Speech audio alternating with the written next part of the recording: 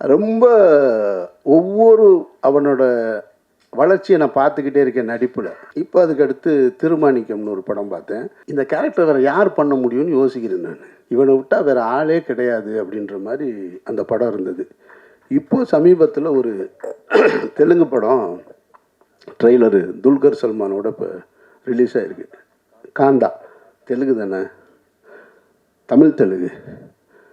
அப்படி பார்த்துட்டு ஆச்சரியப்பட்டு போனேன் நான்.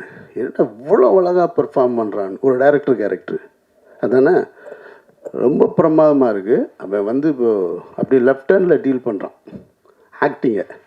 ஸோ எனக்கு அந்த வளர்ச்சி ரொம்ப பிடிச்சிருக்கு. அவனுடைய கடின உழைப்பு, அதில் எந்த மாற்று கருத்தும் கிடையாது. அங்கேருந்து எங்கிட்ட இருந்து அவங்ககிட்ட போய் சரியாக சேர்ந்துருக்கான். அப்போ நான் சொல்கிறது, என்கிட்டருந்து கோச்சிட்டு போனால் நான் நினச்சது ஒரு பெரிய டைரக்டர்கிட்ட போய் சேரணும் என்னுடைய உதவியாளர்கள்னு. ஆனால் அவன் சரியான இடத்துல போய் சேர்ந்துருக்கான் அப்படின்றது தான் இங்கே நான் உணர்றது. ஸோ இப்போ அங்கேருந்து தான் இது வந்திருக்கு.